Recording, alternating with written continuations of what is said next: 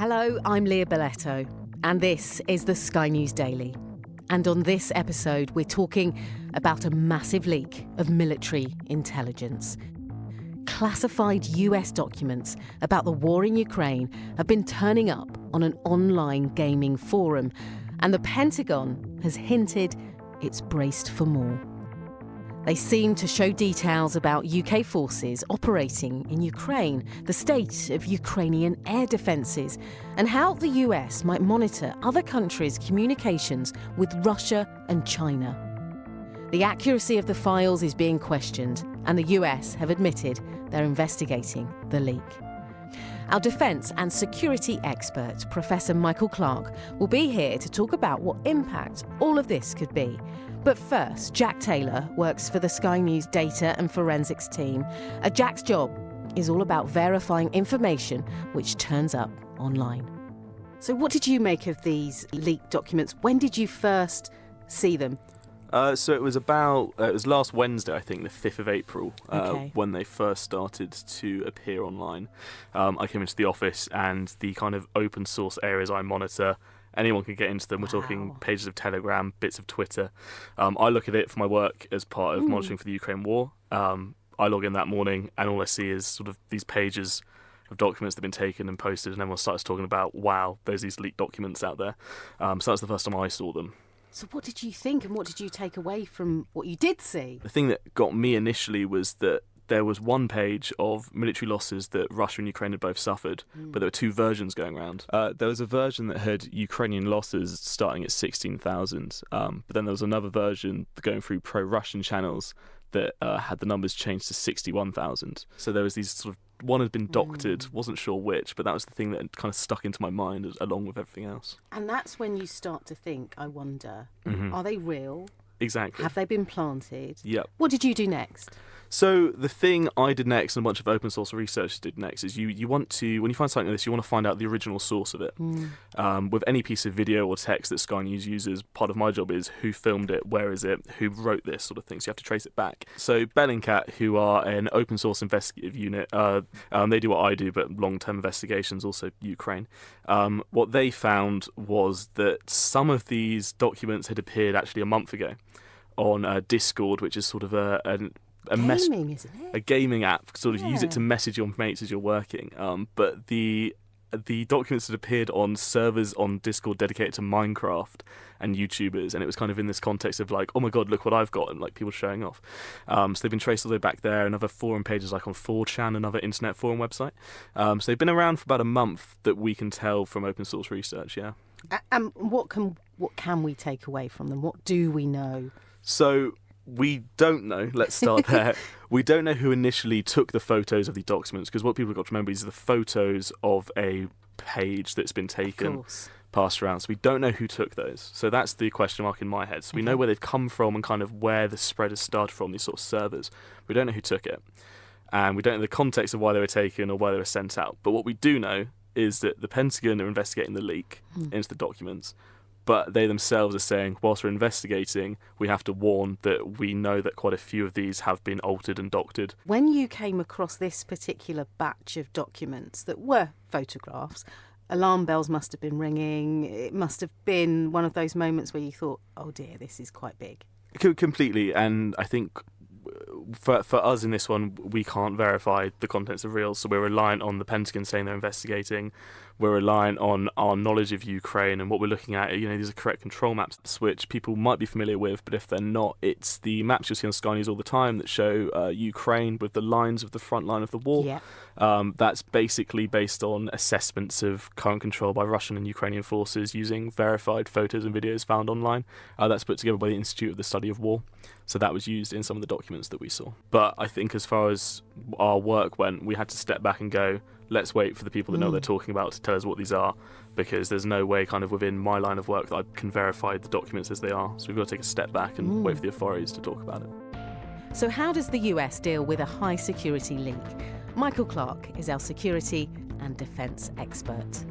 Michael Clarke, great to see you again. Nice to be here. We're talking about leaked documents. How does the Pentagon go about stopping something like this happening in the first place?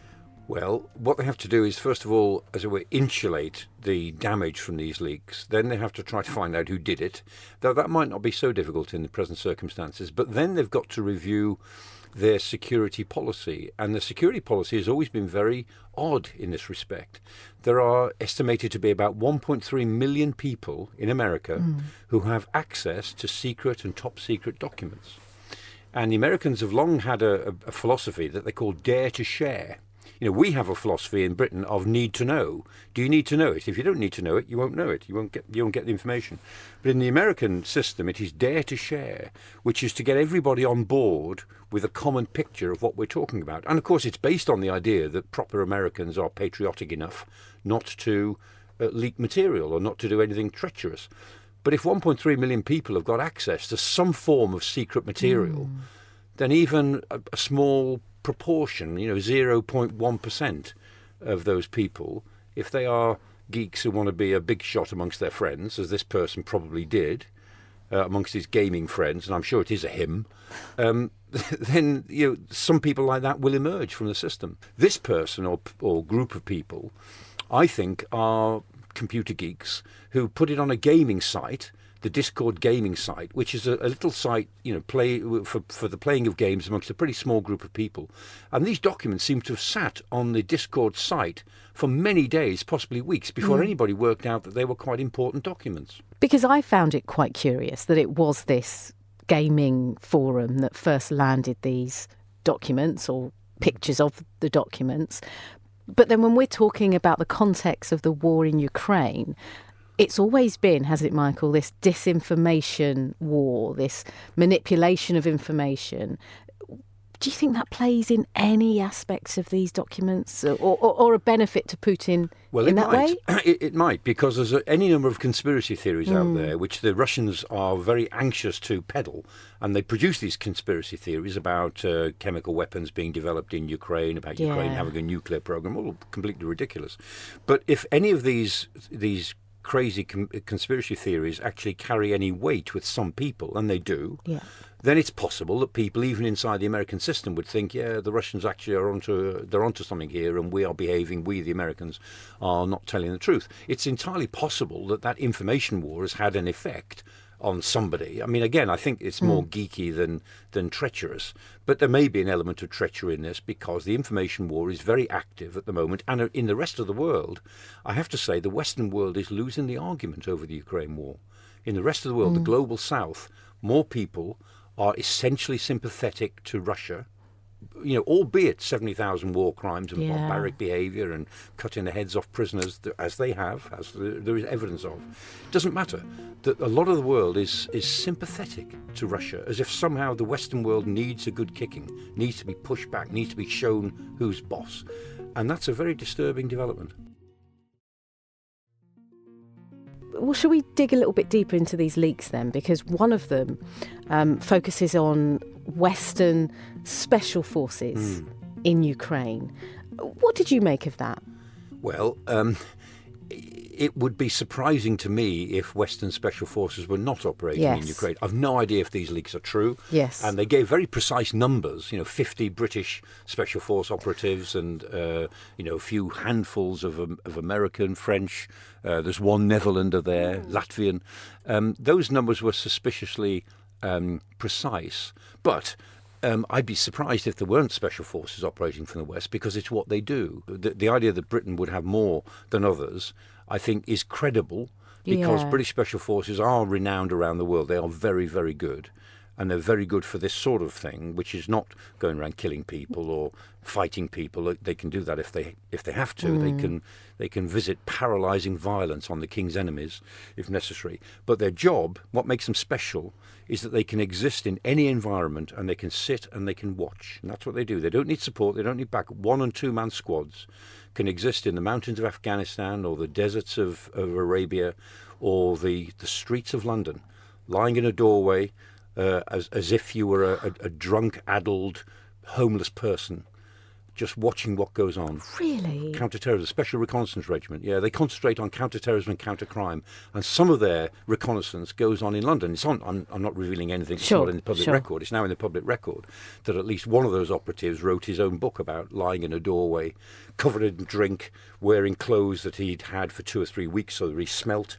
And he was a down and out. He was a dropout. And his job was to hang around in a doorway for a couple of weeks, observing what was going on in a certain part of London. So you would be surprised, I suppose, if there wasn't special forces in Ukraine. That would be the surprising thing. Yeah, and their job in Ukraine, almost certainly, if they are active in Ukraine, would be observation. It's reconnaissance. They would just exist. And what information would they be extracting then? Well, it might be scale of Russian forces. Yep. I mean, they might be looking at numbers of Russian armaments going westwards on the railways or convoys of trucks, or they might have been looking for headquarters points. I mean, aiming points for Ukrainian artillery. In this situation, it might have been more second-hand material, just trying to observe where the Russian forces were building up and where their centres of power really were within any given front. That would be my guess. So the Ministry of Defence, they've released a statement. What did you make of what they said?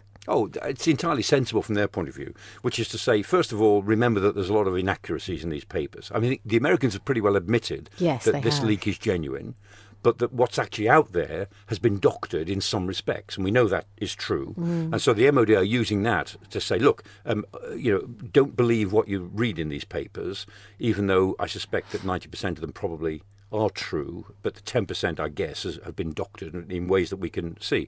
And the other thing the MOD are saying, which is what they always say, perfectly sensible, they say, we do not comment on special force operations. We neither confirm nor deny. We just don't talk about it. And that's fine. That's what you'd expect them to do. So they don't get drawn into discussions with people like me saying, well, I think they're probably doing this, they're probably doing that. No, MOD very sensibly said, look, we don't talk about it. You say what you like about them, we don't talk. What about Moscow then? What can we expect to hear from Moscow? Well, it will play into their narrative, and they'll say, oh, look, these papers prove that the West is actually attacking us in Ukraine. But they've been saying that anyway. Yeah. And they certainly won't be surprised. I mean, if I'm not surprised that Western special forces might be operating in Ukraine, Moscow certainly won't be surprised. They will have known it. Just as, indeed, I mean, their own special forces operate in other parts of the world. And, of course, in Ukraine. So no surprises there. But it will play into the propaganda war that Moscow is conducting against the West, saying that this is not really about Ukraine. This war is all about the West's determination to destroy Russia by drawing us into a war in Ukraine. That's their current narrative. Well, the other document seen actually by NBC suggests, and you're keen to get your thoughts on this, that the battle for Ukraine's eastern Donbass region is most likely heading for a stalemate through 2023. Does that tally up with what you've been seeing? Well, we know that, it does in a way. I mean, not that that's the truth, but it is true that a lot of people in the Pentagon, including Mark Milley, who's the chairman of the Joint Chiefs, have expressed scepticism as to whether the Ukrainians are able to make a decisive breakthrough. And nobody knows. And so in saying that in these papers, they're only really echoing what Mark Milley has implied in public statements and what we know some people in the Pentagon think. And what it tells us is there's a big discussion in the Pentagon. They're looking at Ukrainian capabilities. They're looking at the training. They're looking on paper at what they've got, at where the Russians are, and so on. And they're saying, okay, on a tabletop exercise, can they do it? And the answer is, well, we'd like to think so, but we're not sure. And that the Ukrainians may launch this offensive. It may run out of steam, as all offensives do eventually, and that might leave them just with another stalemate. And that would be very destabilising, because even if they've taken more territory, if they haven't somehow broken the main part of Russia's grip on the territory, then there will be a sort of a fatigue building into the Western world to say, look, this war is at a stalemate.